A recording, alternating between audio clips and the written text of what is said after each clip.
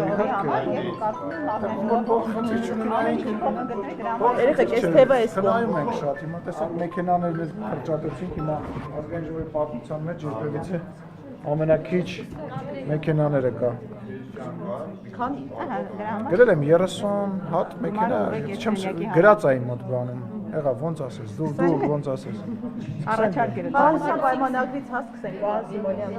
Ինչ ճակատագիր է սպասվում, արդյոք այս գործընթացի հիմա կարելի ասել տորպեդը հարված է, եթե հաշվի առնենք Ադրբեջանի հռետորաբանությունը, պահանջները նորանոր եւ նաեւ մեղադրանքները, որ իբր հրադադարը խախտում է Հայաստանը։ Արդյոք փակուղ է։ Չեմ կարծում, որ փակուղ է եւ չեմ կարծում, որ ձեր գնահատականները ճիշտ են, երևի թե մի փոքր անսպասելի էր ադրբեջանական կողմի համար մեր կողմից առաջարկը ստորագրելու եւ այդ դրամաբանության մեջ առաջ շարժվելու երևի դրա հետ է պայմանավորված, բայց կարծում եմ, որ այդ կրակոցները, որոնք որ դուք մատնանշում եք, որ իրանց մամուլում տեղ գտած կար, դրանք առանձին հետաքննության առիթ են եւ կարող են առանձին հետաքննության առիթ հանդիսանալ երկկողմ եւ այդ ուղղությամբ աշխատանքներ են տարվում, որպեսզի թե հրապարակումների հետ կապված, թե հետագայում հնարավոր հրապարակումների հետ կապված որևիցե մեխանիզմ լինի, որ հնարավոր լինի շատ իրի հնարավոր լինի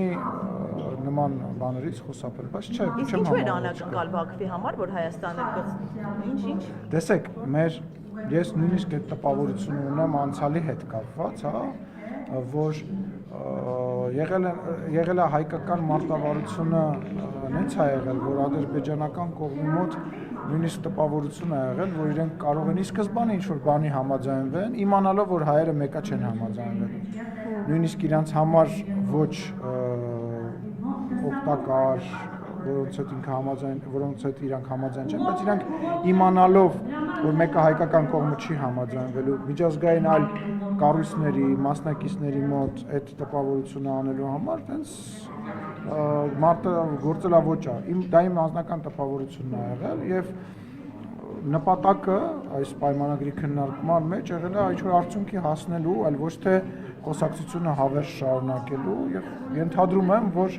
այդ երկար այս կողմ այն կողմ տանելը այդպես տպավորություն է թողել եւ հետագայում այդ արձագանքը միակողմանի հայտարարությունը, որ արդեն համաձայնեցված է պայմանագիրը, իմ մոտ այդ տպավորությունը։ Պարոն Սիմոնյան, ընդդիմությունն ասում է, որ սա միակողմանի զիջումների մասին է, կապիտուլյացիոն փաստաթուղթ է, ոնց կմեկնաբանեք սա։ Դե բայց ընդդիմությունը երկու բան կա ասելու, առաջին հերթին ընդդիմությունը այդ տեքստը տեսել է, որ տես բան է ասում։ Երկրորդ հերթին ոնց կարող է միակողմանի լինի, եթե բոլոր դրույթները վերաբերում է երկու կողմին։ Դրա տրամաբանությունը թող իրանցից որևիցե մեկը բացատրի, մենք էլ քննարկենք, հասկանանք, թե ինչն է դրա միակողմանի զիջում։ Եթե գրած է երկուսի համար, չգիտեմ, դա աբսուրդ է ու անլուրջ է։ Այդ բոլոր մարդիկ, ովքեր նման հայտարարություններ են անում, թող գան իմ դեմը կանգնեն կամ ամբիոնից ելույթ ունենան, փորձեն այդ իրենց ասածը որևիցե ձևով։ Պարոն Սիմոնյան, որ տեքստը չեմ տեսել, բայց գիտեմ գործող իշխանության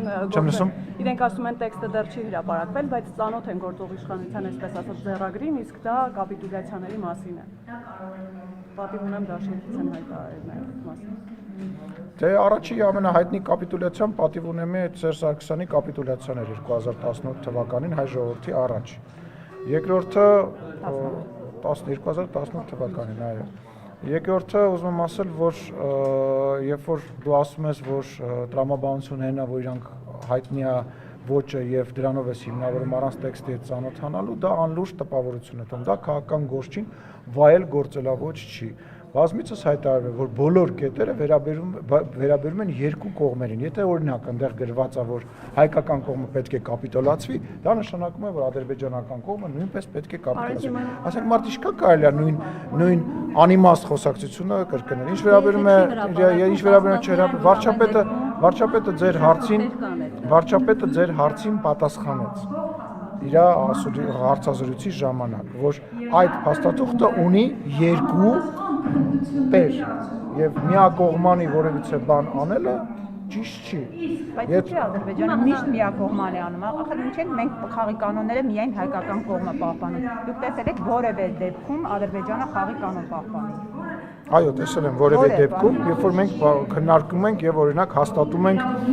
երկու երկրների մեջ սահմանազատման եւ սահմանագծման հաստատուղթը եւ մեր ընդդիմությունը նաեւ դուք ինձ տեղ հարց եք տալի, ասում եք չի պահպանելու, չի ստորագրելու, դրանից մի ժամ հետո ստորագրում ենք։ Պարոն Սիմոնյան Օրինակա թե օրինակ չի։ Օրինակը, Դե բա ինչի եք հիմա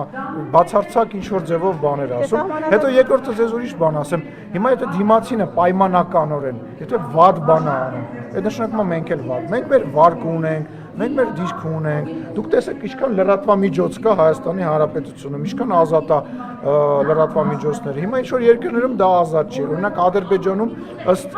Եվրոմիության չափանիշների խոսքի ազատությունը այդ աստիճանի չի։ Հիմա մենք էլ ասենք սկսենք իրանց հետ հանվասարել։ Մենք մեր երկիրը ունենք։ Հայաստանին ինչ է բերելու։ Լավ, Ադրբեջանը բարկանիշը ցածր է Հայաստանի համեմատ, բայց Հայաստանը այդ բարկանիշի շնորհիվ ինչ է շահում ընդհանրապես միջազգային հարցության տեսանկյունից։ Տեսեք, անվտանգություն է շահում, այն բանը, որ եվրոդիտորդները գալիս են եւ սահմանին անցկացնում են հսկողություն,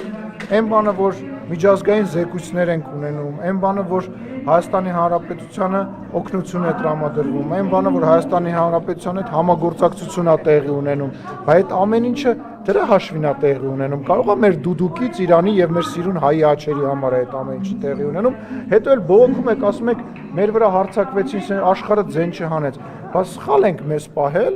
ինչ որ հարցերում, պատմության ընթացքում, կոնկրետ դեպք չեմ մատնանշում, հիմա ճիշտ ենք մեզ պահում եվրոպական ընտանիքի մարդու իրավունքների արժեքների, խոսքի ազատության արժեքների տրամաբանության մեջ ենք պահում, դրանից էլ եք բողոքում։ Ի՞նչն է դրանից բողոքելու պատճառն ու առիթը ուզում հասկանալ։ Բողոքելու պատճառ չկա։ Մենք ընդհանրապես ասում ենք, որ եթե Ադրբեջանը ինչ որ խախտումներ անում է, ասենք բանակցային գործընթացում, ինչու է Հայաստանը սրբորեն պահում բոլոր կանոնները։ Նախ եւ առաջ եկեք այտենց վստահ չլինենք, որ բոլորի ընկալմամբ հայկական կողմը իրեն սրբորեն է պահում, որովհետև նույն ադրբեջանական կողմը հակառակ կարծիքն ունի եւ բողոքում է եւ նեղ սրտում է հայկական կողմի պահվածքի, հայկական քաղաքական գործիչների հայտարարությունների եւ այլ տարբեր բաների համար։ Այդ ձեր հայկական այդ մենք մեր մոլորակի մեջ ապրելու սովորություն ունենք, այդ ձեր պատկերացումն է, որը որ դուք փորձում եք հիմա ներկայացնել։ Տենց չի։ Երկրորդը, ինչի էս պետքա ձեր կոնկրետ վերած դեպքում վատ օրինակի հետ համեմատվեմ, այլ ոչ թե լավ օրինակի հետ համեմատվեմ։ Հիմա ասենք ուրիշ երկիր էլ հարձակվել է մի ուրիշ երկրի վրա, եկեք դրա հետ էլ համեմատենք։ Չի կարելի այդ տրամաբանությամբ շարժվել, սխալ բան եք ասում, կներեք, բայց սխալ բան եք ասում։ Ես ընդամենը հայ-ռուսական հարաբերությունների վերջին շաբաթվա ընթացքում քաղաքական խորհրդակցություններ երկու արտգործնախարարությունները Չգիտես, չեմ միտքը բաց թողեցինք հանգստացած։ հայ-ռուսական հարաբերություններից քաղաքական խորհրդակցություններ անցկացին տևական ժամանակ եւ ձևաչափով քննարկումներ չկային։ Հեռախոսազրույցներն են ակտիվ արտգործնախարարների միջև։ Պարոն Սիմոնյան, հնչում են տեսակետներ, որ փոխվում է հռետորաբանությունը հայ-ռուսական հարաբերություններում եւ այն լարվածությունը, որ իշխանությունը եւս ընդունում էր, որ կա, կարծես թե մերժում է կա նման միտում։ Ես անկեղծ ասած չեմ հասկանում հարցի էությունը։ Կար խնդիր, կար հարցադրումներ, որոնք որ արվել են եւ որոնք որ շարունակվելու են անում։ Այն գնահատականները, որ կողքից հնչում են, հա, հեսա իրանք փոխեցին, էս արեցին, վեկտորը փոխեցին, դրանք իրականությանը չեն համապատասխանում։ Կա մի իրականություն, որ Հայաստանի Հանրապետությունը իր անկախությունը եւ ինքնիշխանությունը պաշտպանում է, երբ որ իրեն խափում են, գցում են, դա արձանագրում է եւ բարձր ասում է, երբ որ մի բանի հետ համաձայն չի, դրա մասին ասում է, երբ որ ինչ որ կառույցի վերաբերյալ իր գնահատականն է ունենում, դա ասում է։ Եվ դա չի նշանակում մենք երբևիցե չենք հայտարարել, որ որևիցե աշխարհի երկրի հետ խզում ենք, պետք է խզենք մեր հարաբերությունները եւ նույնը վերաբերում է Ռուսաստան։ Լարվածությունը հույժ անընդհատ ոչ չենք կարողանալ ինչ-որ լարվածության մասին խոսել եւ լարվածություն պահել։ Կա հարց, կա պատասխան, չկա պատասխան, կա մեր կողմից հարցադրում, այսինքն ըստ իրավիճակի լարվեց, իջավ, կոնկրետ դա մարտավարություն չի, դա ըստ իրավիճակի այն բաները, որը որ տեղի ունեցել 2020 թվականին, 21-ին, 22-ին, 23-ին եւ 24-ին մեր վերաբերմունքը նույնն է մնացել, մեր հարցադրումները նույնն են մնացել։ Միայն հապկի մասին չէ, միայն հապկի մասին չէ, բոլոր հարցերով, հայտարարություններով որևիցե բան չի փոխվել։ Հիմա կա խոսակցություն, մշտապես խոսալը քաղաքական գործչի աշխատանք հենց դրա մեջ է կայանում, որպեսզի այդ խնդիրների շուրջ խոսի եւ մենք խոսում ենք ու շարունակել ենք խոսել։ Հնարավոր է այդ քննարկումների արդյունքում օրինակ այդ խոսակցությունների վերանայվի ՀԱՊԿ-ի հետ համագործակցության։ Չեմ կարծում, ՀԱՊԿ-ի հետ կապված ինչ վերանայենք, ՀԱՊԿ-ը պետք է մի հատ վերանայի, իրան հասկանա ինքը գոյություն ունի, թե գոյություն չունի եւ հայտարարի, եթե ինքը գոյություն ունի, ապա որտեղ է այդ սահմանը, եթե այդ սահմանը գոյություն ինքը հայտարարում է, ապա ինքը ինչ պետք է անի եւ ինչ չի արել եւ ինչ է արձանագրում։ Պարոն Սիմոնյան, մամուլում տեղեկություններ եղան, որ վարչապետից հանձնարարական է եղել ակտիվացնել տարբեր մարմինների միջև Հայաստանի։ Նման իրականությանը չի համապատասխանում։ Իսկ Մի քիչ լստա։ Անդրանիկ Քոչարյանի Շնորհակալ ժողովուրդ օրաթերթը միացավ։ Շատ ես մենք էլ բոլորով ուրախ ենք ասել։ Անդրանիկ Քոչարյանի հետ կապված ստորագրահավաքել լրագրողի վիրավորելու համար, որպեսզի էթիկայի հանձնաժողովը արդեն համաձայնություն տվել է։ Ինչ դիրքորոշումներ իշխանությունները պատրաստվում եք էթիկայի հանձնաժողով քննություն սկսել Անդրանիկ Քոչարյանի վարքի հետ կապված, որտեղ վերջինս անդադար կամ լրագրողներին է վիրավորում կամ ձեր թիմակիցներին, գիտենք, որ ներսում կոնֆլիկտներ կա։ Որտեղից գիտեք, որ ներսում է կոնֆլիկտ։ Մամուլը ինչ ասես գրում, հա։ Գրում եք, որ ես ու Քոչարյան Անդրանիկը լուրջ հակամարտություններ ունենք, հետո բարիշեցինք, հետո կռվեցինք եւ այլն։ Լավ, ուրեմն դուք էլ ձեր հարցին պատասխանեք, եթե դուք ձեր իրականությունը ունեք, ես ինչ պատասխանեմ։ Դուք ասում եք թուղթ կա, որտեղ կա ստորագրությունը հավաքվում, ես այս թուղթին ծանոթ չեմ, երբ որ այդ թուղթը կտեսնեմ, երբ որ խմբագրությունը, հեսա կպատասխանեմ, երբ որ խմբագրությունը կքննարկի, ես ձեր հարցին կպատասխանեմ։ Ես ի տարբերություն մեր ընդդիմադիր գործընկերների, որոնք պատրաստ են միջպետական խաղաղության համաձայնագիր քննարկել եւ գնահատականներ տալ եւ հարցազրույցներ տալ, ես չպատրաստ չեմ, նույնիսկ այդ մի էջանս թղթի վերաբերյալ բան ասել, որը չեմ տեսել։ Իսկ ընդհանրապես վատ եմ վերաբերվում Հռիփսի Մեջբեջյանի շատ նկատմամբ Անդրանիկ վատ։ Վատ։ Ինչու այդ վերադառնանք համաձայնագրի։ Ես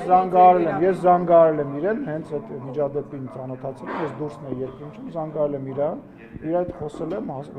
ուզեցել եմ հասկանալ, թե ինչ է տեղի ունեցել եւ խոսել եմ։ Այո։ Ես խնդրում եմ իրան այդ հարցի։ Ես տեսեք, ես մի քանի դրվագ եմ ունեցել, որոնց հետ կապված հանրությունը եւ լրագրողները բաներ են արել։ Ես ներողություն եմ խնդրել եւ ես համարում եմ, որ դրանով ես էլ ավելի ուժեղացել եմ եւ կարծում եմ յուրաքանչյուր մարդով ներողություն եմ խնդրում, էլ ավելի ուժեղանում։ Իսկ դու կարծում ես էթիկայի հանձնաժողով պետք է ձևավորել։ Խնդրում եմ, էլի թող գա փաստաթուղթը տնեմ լրագրողները հարգելի, ինչի տակ են ստորագրել, մի հատ քննարկենք, հասկանանք, կասեմ, էլի հետո տեսեք, դա ազգային ժողովի նախագահի որոշելիքը չի, դա խմբակցությունների, տեսեք, խմբակցությունների ղեկավարներն են որոշում, խմբակցությունն է որոշում, այլ ոչ թե ազգային ժողովի նախագահը։ Սիմոնյան, համաձայնագրին վերադառնանք, ասում եք ավարտվում են մոտենի բանակցությունները, համաձայնությունները, սակայն աշխարհակրթության համատեքստը կարծես մենք չնկատել, ասում եք քան իրադարձությունները, Հերմիադում Ամերիկայի եւ ռուսների միջև բանակցությունները ավարտվում են, առանց մեծ խաղացողների որոշումների, միտը երկրներում կարող են համաձայնություն կայացնել։ Այդ ուզում եմ աշխարհակրթության համատեքստը նկատի ունենալ, հարմար է մեր բանակցությունների ավարտի այս բանը։ Այո, շատ հարմար է, հենց դրա համար էլ մենք բանակցությունները եւ այդ տեքստը պայմանագրի փակել ենք այլևս։ Սպասում մեծ պետությունների ԱՄՆ-ի, Ռուսաստանի որոշումներին աշխարհակարգ։ Այսինքն ինչ աշխում, սպասենք, որ ինչ լինի։ Չէ, մի հատ օրինակ բերեք, էլի ձեր հարցի։ Օրինակ սպասում ենք, որ, չգիտեմ, Տրամպը զանգահարի եւ ասի եկեք կնքենք, բա ինչի պետք է սպասենք։ Որոշումները Ուկրաինայի հարցում Լավ, հարգելիս, մենք մեր հարևանի հետ ուզում ենք խաղաղության պայմանագիր կնքենք։ Հիմա ես Էլ-Ռիադի բանակցություններին ինչի սպասեմ։ կարող ենք Ես չգիտեմ, Ադրբեջանը եւ Հայաստանը կարծում եմ այդքան ուժ ունեն, որ ինքնուրույն որոշեն իրենց ճակատագիր։ Եթե ինչ-որ մեկը կուզենա դրան աջակցի, մենք տեսնում ենք, որ 50-ից ավելի հայտարարություններ կան երկրներից, ազգային ժողովներից, արտաքին գործերի նախարարներից, կազմակերպություններից, միություններից, ինչի պետք է։ Ես ուղղակի որ հարցը տալիս եք, նա տեսական օրինակ բերեք, որտեղ ձեր հարցը հաճախ ուղղակի ուզում եմ հասկանամ ինչ կապ ունի Ուկրաինան Հայաստանի Ադրբեջանի խաղաղության պայմանագրի հետ։ Ո՞նց օրինակ։ Գլխավոր դատախազն է գալու խորհրդարան երկու պատգամավորի անձեռնխելությունից զրկելու միջնորդությամբ կա արդեն որոշում ոնց է քվեարկելու եւ ինչու հիմա առաջացավ նման միջնորդության անհրաժեշտությունը։ Ոնց է դարձել ինչու հիմա պետք է չառաջանար։ Գործի հետ կապված 7 տարվա վաղեմության գործ է Հովիկ Աղազարյանի։ Տեսեք, ես այդ մանրամասներին չգիտեմ։ Հիմա տեսեք, եթե Տան Մարկարյանը օրինակ մասնակցեր ինչ որ ընտրությունների, պետք է ասեիք, ահա, ընտրությունների է մասնակցում, դրա համար հիմա եղավ։ Հիմա որևիցե բան չի կատարվում, ասում եք ինչի եք հիմա բանանում։ Դե ինչ կապ ունի, ուզում հասկանամ այդ բաները, որ ուզում եք կապեք միշտ չի, հա, լինում է որ տենց ինչ որ նպատակ են ունենում, չեմ բացառում, պատմության մեջ եղել է որ նման բան եղել է, բայց ինչ եք ուզում կապեք այն բանը, ասենք հարյուրավոր, հազարավոր մարդկանց զանգում են, ասում են, գիտեք ինչ, ձեր այդ տուգանքի հետ կապված խնդիր կա։ Հիմա բռնել եք, կապել եք Գյումրիա տեխնացուներից մեկի հետ, որ իշխանությունը տուգանքի միջոցով փորձում է Գյումրիա տեխնացուի վրա ճնշում, այսինքն ճնշման էլ ձև չկար, պետք է հենց այդ բանը տեղի ունենա։ Ոնց եք քվեարկելու։ Դուք ոնց եք Տեսեք, քվեարկելու։ մի հատ բան ասեմ, ձեզ մի հատ տենց պատմություն կա, երբ որ վարչապետ Նիկոլ Փաշինյանը գտնվում էր ընդհատակում եւ որոշում կայացվեց, որ վարչապետը պետք է գնա դատախազություն, ես անմիջականորեն մասնակցություն եմ ունեցել այդ գործունեության մեջ եւ մեքենայով տեղափոխել եմ իրան դեպի դատախազություն, այն հայտնի տեսանյութը մտավ, ասաց՝ «Բարև ձեզ, ես Նիկոլ Փաշինյան»։ Դրանից ուղիղ 3 օր հետո ես նամակ եմ ստանում դատախազությունից, որից հրավիրում են դատախազություն։ Ես մտածեցի, որ իրոք դա երևի վերաբերում է նրան, որ արդեն ես տարել եմ դրա հետ կապված, երևի Նիկոլ Փաշինյանի հետ կապված է, պարզվեց իմ մոտ էլ էլի տուգանքի հետ, իմ ՍՊ-ի տուգանքի հետ համընկա, բայց մինչև ես գնացել հասել եմ դատախազություն, ես վստահ եմ եղել, որ դա կապված է 3 օր առաջ Նիկոլ Փաշինյանի դատախազության մոտ հասցնել։ Ուստի եկեք ֆիքսենք, որ միշտ չի, որ դա կապ ունենում։ Իսկ քվեարկության հետ կապված Քվեարկության հետ կապված, երբ որ դատախազը կգա կներկայացնի, երեք մեր մոտ տենց թեթև քննարկում ա եղել, տենց չաթային մակարդակում, հա, իրար մեջ գրվելով, ով տեսել է, ով ծանոթացել է, խմբակցությունը կքննարկի եւ իր կարծիքը կհաստատի։ Աղազարյանը լուրջ բաց Ինքը իր չաթ ունի, որտեղ ինքը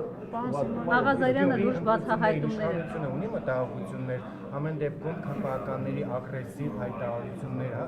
ոչ քաղաքական գնահատականները դարբեր տեխնացուների վերաբերյալ խոսում են այն մասին, որ ըստ էության Սարիկ Մեսյանը եւ ԿՊ-ն օգտագործում է հին մաշված սկավառակը, թալանի, պատվալներից դուրս եկողների եւ այլն։ Ես ուզում եմ հասկանամ, ինչ որ մեկի մոտ Գյումրիում կամ Հայաստանի Հանրապետությունում այլ կարծիք կա, որ Գյումրիում Վարդանիկը եւ Մարտունը եւ մնացածը ներկայացնում են նախկին իշխանությունները, ինչ որ մեկի մոտ կասկած կա։ Դենց մարդ կա, որ ասում է մեկը կա, որ ասում է Վարդանիկը դա նոր քաղաքական ուժ է, պրոեվրոպական եւ նոր բարքերի։ Այդ մարդը, այդ տիկին բաձեր հարցին պես պատասխանցի կարելի է, ես վերջացնեմ իմ պատասխանը, շնորհակալ եմ տիկին։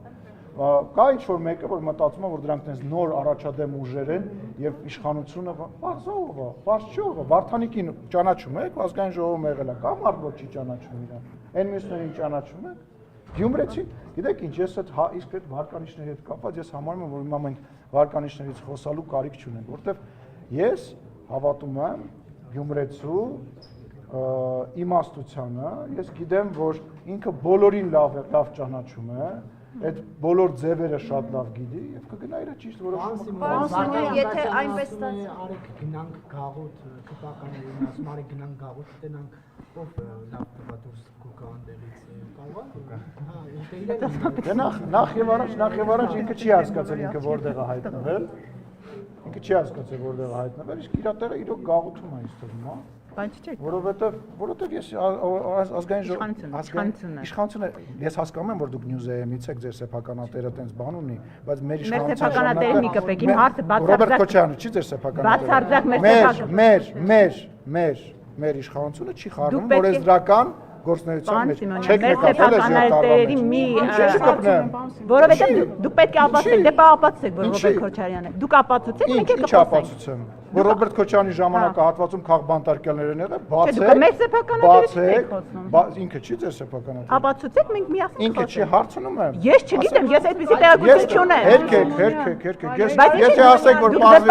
բարձվի, որ խիդա Ռոբերտ Քոչարյանը որ սեփականություն անում, դա զրպարտություն։ Չէ, դուք մեզ եք վերագրում։ Զրպարտությունը Նո, քիչ առաջ դուք խոսում եք, հասկացա, բան ասեցի սեփական։ Սիմոնյան, քիչ առաջ դուք լրագրողների վիրավորերի մասին եք խոսում։ Ստորագրահավաք կհավաքեմ ձեր դեմ, գոռում եք իմ վրա, գոռում եք իմ վրա։ Մի բուլինգի ենթարկեք։ Դուք Ռիփսիմե Ջեբեջյանը չեք նույն Մենակ Ռիփսիմե Ջեբեջյանին է պետք է կարելի ենթարկել բուլինգի։ Մի արեք, մի գոռա։ Ես քաղաքական գործ ներողություն, հանգիստ։ Հանգիստ, այսինքն ասել, որ սեփականատեր Ռոբերտ Քոչարյանը մի րոպե, իմ հարցի չկապ ուներ սեփականատերը չէ։ Մի րոպե։ Ինչու՞ դες որ թողվեցին։ Որովհետև սխալ եք խոսում։ Ասեք որ դες չի։ Ասում եմ դες չի։ Պարոն Սիմոնյան, հիմա եթե այնպես ստացվի, որ Գյումրիում Ասեք, չլինեք։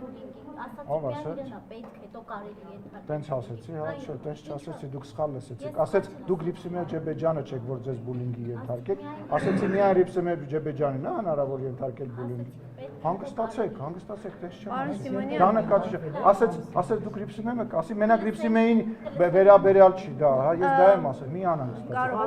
Այլ հարց ունեք։ Պարոն Սիմոնյան, ես Մի րոպե սպասեք։ Արդեն 1.5 տարի է Հայաստանը վավերացրել է։ Հայաստանը վավերացրել է Հռոմի ստատուտը, բայց ու այդ քննարկումների ժամանակ անդրադառնում էր, որ պետք է միջազգային քրեական դատարան հայց ներկայացնել, պատժել հանցագործներին։ Ինչն է պատճառը, որ մինչև այսօր 1.5 տարի է որևէ գործ չունենք միջազգային։ Ես ներողություն եմ խնդրում, հասցեատերը ես չեմ, ես միջազգային դատարաններ հայցեր ներկայացնելով չեմ զբաղվում, ամեն դեպքում նաև որպես իշխանության ներկայացուցիչ այդ հայցերը իմ քննարկման առարկա երբևիցե չեն հանդիսացել եւ չեն հանդիսանում, որտեղ ես ներ մասնագիտական իմ ազգային ժողովի օրենսդրական գործունեության մեջ եմ այդ օրենքը եթե մենք այդ բանը եթե չվավերացնեինք, մենք լրիվ ուրիշ իրականության մեջ էինք ապրելու։ Օրինակ կարող էր Հայաստանի Հանրապետության տարածք շատ ավելի շատ տեղերում ներխուժած հակառակորդ ունենային, կարող էր Հայաստանի Հանրապետությունը իր ինքնիշխանության աստիճանը այսքան չլիներ։ Ես բոլորի հարցերին պատասխանում եմ։ Չէ, ես ոչ մեկին չեմ քննադատում, եթե ես քննադատելու լինեմ, ես տեսախցիկների առաջ բոլորին կքննադատեմ։ Այլ հարցեր ունեք։ Ես ունեմ։ Հնարավոր է, շնորհակալ։ Պարոն Սիմոնյան, վերադառնալով Գյումրի ընտրություններին, Վարդան Լուկասյանը 3 հարցազրույց է տվել եւ կներեք իր բառն եմ ասում, ԿՊԱ-ականներին անվանել անդաստիարակ եւ նաեւ նշել, որ իրեն Վարդանիկով են դիմում նաեւ այդ համար եւ նաեւ Ռուբեն Մխիթարյանը անվանել է թուրք բոլոր նրանց, ովքեր որ ԿՊ-ի կողմ։ Չէ, բայց Ռուբեն Մխիթարյանը տենց բան չի։ Ես անկեղծ ասած հիմա ամեն մեկի ասածը այդ իրանց ասացվածները պետքա մեկնաբան, չգիտեմ դա ճիշտ է թե ճիշտ չի, որովհետեւ նախ ինքն է իրան Վարդանիկ անվանում։ Չգիտեմ տեսել եք թե չեք տեսել, որ Վարդանիկ պրիդյոտ ինչ-որ ռուսերեն բաներ է խոսում։ Երկրորդը, եթե նման բան ասում, ինչ ասեմ, ինքը մտածում է, որ ինքը վախի եւ ինչ-որ տենց գողական բաներով պետքա գյումրեցու սիրտը գրավի։ Ես ասում եմ, ես հավատում եմ գյումրեցուն։ Ես վստահ եմ, որ գյումրեցին ճիշտ որոշում է կայացնել։ Չգիտեմ, ես որ նայում եմ, Ճիշտ ԿՊ-ին է ընտրելու, Ես չգիտեմ, բայց համենայն դեպս հին բաների վերադարձ չի լինելու։ Այն ժամանակներին, երբ որ օրինակ Քոչարյանի իշխանության ժամանակ, Սերժ Սարգսյանի իշխանության ժամանակ, երբ որ քաղբանտարկյալներ կային, երբ որ չկային ազատ մամուլ, չկար ազատ մամուլ։ Ով է ասում, բայց հասելով չի միջազգային կառույցների զեկույցներ գոյություն ունեն։ Կարմեն Աշոտյանին համարում են քաղբանտարկյալ։ Ով ինքը իր փոքրիկ շրջապատը։ Միջազգային կառույցները նա։ Ուրա մի հատ օրինակ կբերեք այդ դրա օրինակ միջազգային կառույցի անունն ասեք, զեկույց ասեք, լսում եմ։ Եվրոպական ԵԽ-ում անընդհատ այդ հարցը քննարկվել է։ Չէ, հաստատող ասեք, դուք բան ասացիք, պնդում արեցիք, հիմա ապացուցեք դա։ Ո՞վ է համարում, բացի Արմեն Աշոտյանի քաղաքական, այսպես ասած, շրջապատից եւ Արմեն Աշոտյանի սատարողներից, մի հատ ինձ կասեք, որ միջազգային քաղաքական ճնշումներ չկան Հայաստանում։ Հարգելիս, օրախար իմ ու ձեր գնահատականի հարցը չի, ոչ ես կարամ ասեմ չկա, ոչ դուք կարող եք ասել կա։ Դրա համար կան միջազգային կառույցներ, որոնք մասնագիտական գնահատական են տալիս եւ դա համաշխարհային ընդունված փաստ է։ Հիմա ում ինչ բռնեն, բոլորը կարող են ասեն սա քաղաքական հետապնդում է, ով որ գիտի հեսա իրան բռնելու են, մտնում է քաղաքականության մեջ մտածելով, որ ստեղ ինքը կարող է դրանով պատասխանվել, հետո ասում է դա քաղաքական հետապնդում է, բայց կա միջազգային կառույց։ Հիմա ձեզ դուք հայտարարություն արեցիք, խնդրում եմ ինձ կամ մարդկանց հրապարակեք այն միջազգային կառույցի զեկույցը, որտեղ որ ասվում է, որ Արմեն Աշոտյանը քաղաքական հետապնդման է ենթարկվում։ Հանուր Արմեն Աշոտյանը չի ասում, բայց ասում են քաղաքական իշխանությունների կողմից կան բռնաճնշումներ։ Անուն տվեք, կոնկրետ օրինակ բերեք, բռնաճնշում չկա։ Ասում եմ անուն տվեք, կոռուպցիա, որ ինչի մասին է խոսքը, անուն տվեք, անուն, ասեք Պետրոս Պետրոսյանը հայտարարվել է այս ինչ կազմակերպության կողմից որ բան, ես դա մեկնաբան եմ, բայց դուք ձեր շրջապատում ձեզ թվում է դուք որ դուք տենց համարում եք որ այդ տենց է, ուրեմն ամբողջ հանրությունը ու իրականությունը տենց չի, ոչ ձեր պարագայում է տենց, ոչ մեր պարագայում է տենց։ Հենց այս իշխանությանը պետք է միջազգային կառույցների ասած չասածների ուշադրություն եք դարձնում, հենց պետք չէ ասում եք։ Օրինակ, երբ որ Freedom House-ը արձանագրեց, որ Հայաստանում ժողովրդավարության հետընթաց կա, ԿՊ խմբակցությունից հայտարարեցին Freedom House-ները չէ որ պետք է որոշեն Հայաստանում։ Ես կարծում եմ, որ այդ քաղաքական հայտարարության հետևից դուք պետք է գնաք բարձրաստիճան պաշտոնյաների մոտ եւ պետք է գնաք կոնկրետ կառույցների դիրքորոշման հետևից, որովհետեւ այն բոլոր միջազգային զեկույցները, որոնց շնորհիվ մենք կարողանում ենք Եվրոմիության հետ խոսել, առևտուր անել եւ այդ ամեն ինչը առաջ տանել, Հայաստանի այսօրվա իշխանության կարևոր նպատակներից մեկն է եւ մեր հաղթանակներից մեկն է։ Եվ մամուլի ազատությունը դրա վառ օրինակ է։ Պարոն Սիմոնյան, ես ուզում եմ մի հարցումի հետ կապված մեկնարկին հարուսական հարաբերությունների։ Եթե օրինակ այնպես ստացվի, որ Գյումրիում մեծամասնության ձայները որևէ ուժ չստանա, օրինակ Վարդան Ղուկասյանի հետ հնարավոր համագործակցություն կարող է լինել իշխանություն կազմելու համար։ Մենք տենց բան չենք քննարկել եւ ես չեմ կարծում, որ Վարդան Ղուկասյանի հետ հնարավոր է իմ անձնական կարծիքը, որ չէ, հիմա պայմանական, հա, չնայած ես դրան չեմ հավատում, բայց եթե կրվենք, ինչն է խնդիրը։ Չէ, խնդիրը այդ չէ, թե նկատեմ համագործակցությունը, կոալիցիա կազմել, որ իշխանություն ձևավորվի Գյումրիում։ Դե ես 5 րոպե առաջ ասացի, որ իմ կարծիքով իր տեղը հենց իր բերած օրինակ բանտում է։ Հիմա որ քննարկում լինի, ես այդ նույն բանը կրկնելու եմ եւ կարծում եմ իմ գործընկերները կլսեն իմ ասածը եւ իրանք էլ կկիսեն իմ կարծիքը։ Չեմ այդպես բան չենք քննարկել։ Եվ պարոն Սիմոնյան, կրկին հայ-ռուսական հարաբերություններին, բայց ապաշրջափակման թեմայով Հայաստանն ու Ադրբեջանը դեռ համաձայնություն ամեն դեպքում առաջարկները, որ ուղարկվել էր, պատասխան չկա, համաձայնություն չունեն։ Պրոցեսը շարունակվում է, բոլոր տրեկերով քննարկումը շարունակվում է։ Հնարավոր է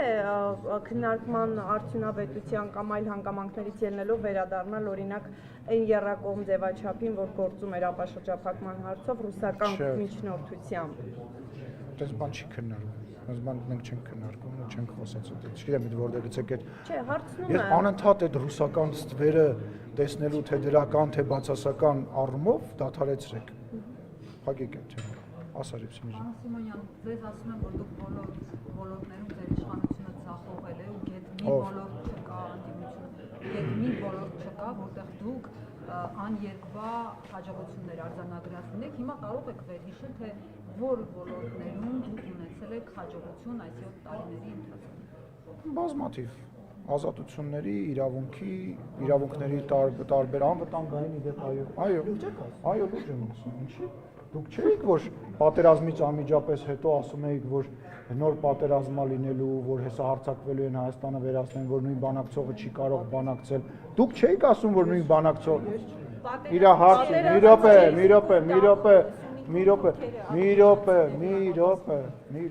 մի րոպե։ Ապոկալիպտիկ են հայտարարությունները, որ արվում էր պատերազմից հետո, անմիջապես պատերազմից հետո։ Մենք այսօր ունենք համաձայնեցված պայմանագիր դիվանագիտության ոլորտում, միջազգային գործընկերների ոլորտում, մենք Հայաստանի Հանրապետությունը իր տնտեսության տարբեր ոլորտներ դիվերսիֆիկացրել է, փոխել է շատ բաներ, մենք այն մակարդակը, որը որ կա միջազգային մեր հարաբերություններում, երբևիցե չենք ունեցել։ Մարդու իրավունքներ, խոսքի ազատություն, որ մեկ ասեմ, ասեք։ Դիվանագիտության հաջողությունը մեր ո՞րն է։ Դիվանագիտության հաջողությունն է, որ մեր երկրին, օրինակ,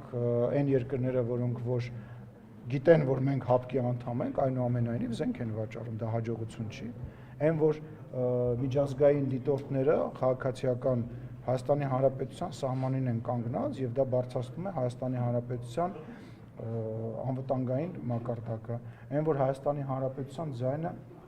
լսելի է աշխարհով մեկ եւ մեր գործընկերները թե հայտարարությունների, թե աջակցության առումով, թե այն ծրագրերի, որոնք որ իրականացնում են, անում են, բայց ինչ էիք պատկերացնում, այսինքն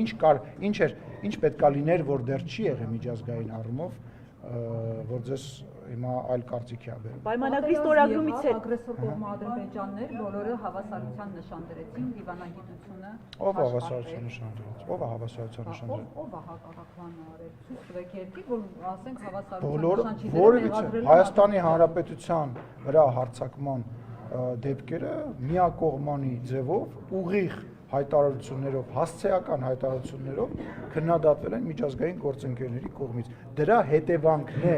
որ իրենք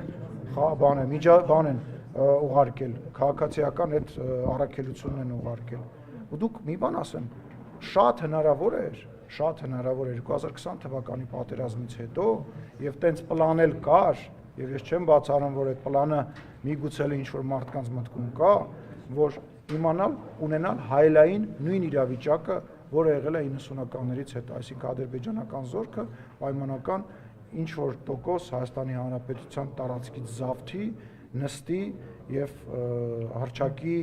օրինակ այն ինչ-որ հիմա իրանք ասում են, այդ պլանն է եղել Հայաստանի Հանրապետության այլ միջազգային, այսպես ասած, միություններին միացնելու պլանն է եղել, Հայաստանի Հանրապետությունը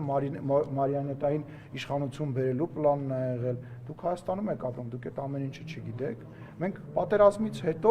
պատերազմից հետո մաքսիմալ ամեն ինչ արել ենք, ու ես համարում եմ, որ հենց միջազգայինն եք ասում։ Ամենահաջողված ոլորտը մեր մոտ միջազգայինն է։ Աննախադեպ բան է, որ հապկ երկիր անդամին որևիցե այլ երկիր, որը որ հապկից դուրս է, ասենք մի հատիկ փամփուշտ վաճառի կամ մի հատիկ փամփուշտ փոխանցի։ Դուք հասկանում եք, դա քաղաքական ինչ մեսիջ է եւ կարեւոր չի թե ինչ են տալիս, կարեւորը այն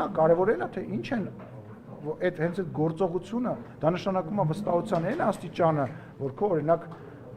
տեխնոլոգիաները չի փոխանցվելու երրորդ ինչ-որ երկրի, որ այդ նշանակում է, որ մենք այդտեղ ներկայացված ենք եւ ես զարմանում եմ, որ այդ հարցն եք տալի։ Շատ ավելի վատ ոլորտներ կան, հարցնեք, չկարողանայի պատասխանել։ Ֆուտբոլը, հայտարարած ֆուտբոլ ունեք։ Համաձայն եմ։ Ինչ է։ Բա ինչի՞ չեք երազում ֆեդերացիայի նախագահով։ Այո։ Ինչ արեց այդ ձեր դիվանագիտությունը կամ միջազգային հանրությունը։ Այդքան գերիներ ունենք։ Ինչ է անում։ Նախ հետևից կան, հա, գերիների մասով։ Այդ գերիների ամենամեծ մասը, եթե չեմ սխալվում, վերադարձավ Բլինկենի եւ Վրաստանի միջնորդությամբ, հիշում եք այդ իրադարձությունը։ Չէ, երևի բանի հետ եք խառնում, կոպի հետ եք խառնում։ Կոպի, բայց ասենք այդ գերիների 150 քանիսից դարձավ 11, հետո այն մնացած 12-ը միացան, հիմա 23 ունեն։ Այն բանը, որ Հայաստանի Հանրապետությունը ունի այդ դիտորդներին, շատ բաներ կա, արի դադարեցնենք այս խոսակցությունը, որտեղ հանուն բաներն եմ ասելու, բայց դու հակապաստար չես կարողանում բերես, ինչ է պետք է լիներ եւ չեղավ։ Այդ նույն միջազգային հանրությունը երբ է ստիպելու, որ ադրբեջանցիները դուրս գան Հայաստանի սուվերեն տարածքից։ Ամենակարևոր հարցերից մեկը հիմա դա է։ Դուք տենց ասում եմ, ապրում ենք մենք բոլորս, մի հատ ինչ-որ մոլորակում, որտեղ բնակվում են հայերը ու միայն հայերը։ Այդտենց բան չի լինում, դու պետք է անես։ Դու պետք է անես, այն ինչ որ մենք անում ենք, սահմանազատման, սահմանագծման process-ը։ Դրա ուղղությամբ ամենակարճ ճանապարհն է։ Խաղաղության պայմանագրի ճանապարհը, դա ամենակարճ ճանապարհն է։ Այսինքն ինչ պետք է անեին, ուզում եմ հասկանամ, ինչ օրինակ կա դրա, որ մտածում եք, որ այստեղ կիրառելի է եւ չի կիրառվել, եւ ինչ ակնկալիք կա, որ դուք ուզում եք, որ լինի, օրինակ, չգիտեմ, X երկրի կողմից եւ չի լինում։ Այդ որ ասում եք, հələ մի ձեր ակնկալիքն էլ ասեք էլ։ Պարոն Սիմոնյան, դուք ասում եք զենքեր ենք բերել, հապկ անդամ լինելով զենքեր են գնել եւ հիմա Ադրբեջանը հենց դա է ասում, նաեւ խաղաղության պայմանագիրը չստորագրելու, որ Ինչ ասեցի մի հակառակ բան բերեցիք։ Չէ, իրենք իսկապես ասում են, որ զինվում են, ուրեմն իրենք պատրաստ չեն խաղաղության։ Այդ իրենց հայտարարության ինչպես է պատասխանում եւ ձեր կարծիքով ինչու Ադրբեջանը չի ուզում ստորագրել այդ փաստաթուղթը։ Մենք զինվում ենք, որպեսզի պաշտպանվենք եւ վարչապետը բազմիցս հայտարարել է, որ Հայաստանի Հանրապետության բանակը Հայաստանի Հանրապետության ինքնիշխան տարածքից դուրս որևիցե խնդիր չունի իրականացնելու։ Նույնիսկ Հայաստանի Հանրապետության տարածքում գտնվող այն մասը, որը որ ադրբեջանական զորքերը ներխուժել են, մենք զինվորական ռազմական գործողություններով լուծելու նպատակ եւ գաղափար այս պայդրությամբ չունենք։ Մի հատ երկրորդ հարցին էլ պատասխանեմ։ Բայց դա չեն ընկալում էլ։ Չէ, դա հանցագործություն չի։ Դա հանցագործություն չի։ Չէ։ Եվ հիմա բայց ինչու քայլերը չի նշանակում, չէ, քայլերը չի նշանակում, որ պարտադիր դու պետքա կրակես։ Եթե դու կարող ես բանակցություններով այդ հարցը լուծես։ Օրինակ հիմա Ռուսաստանն ու Ուկրաինան խաղաղության ինչ որ եզրեր են գտնում, որտեղ միգուցե ինչ որ ժամանակահատվածով այդ հակամարտությունը կսարածվի միջև իրենք բանակցեն։ Այդ քո ասած պարտավորությունը պարտադիր չի, որ դու գնաս եւ հարցակվես եւ այդ հարցը տենց լուծես։ Դա ձևերից մեկն է, որովհետեւ կարա դրա հակառակը լինի, հա, ինչ որ մի երկիր սադրելու նպատակով ավելի մեծ լայնամասշտաբ պատերազմ նման քայլ անի եւ դու գնաս եւ ընկնես այդ ծուղակը։ Հիմա կրկնում եմ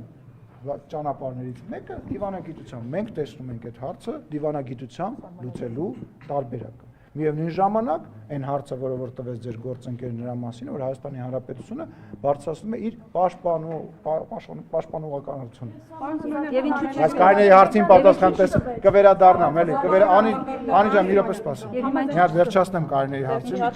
Ինչու՞ չի ստորագրում։ Ինչ նորից սպնդում էր նախապայմանները, ինչ են ասում բանակցությունները։ Անի ջան, քննարկում ենք։ Մենք ասել ենք, թե ոնց ենք եկաք։ Սահմանադրությունը փոխելու հետ կապված։ Բոլոր այն բաները, տեսեք, քննարկենք մի հատ հասկանանք ինչ փոխելու մասին է խոսքը, իրանք սահմանադրությունը փոխում են, թե չեն փոխում։ Ես դրա այդ հարցին պատասխանել եմ։ Եթե կարիք կլինի, կարող ենք մի հատ հələ հասկանալ կա նման բան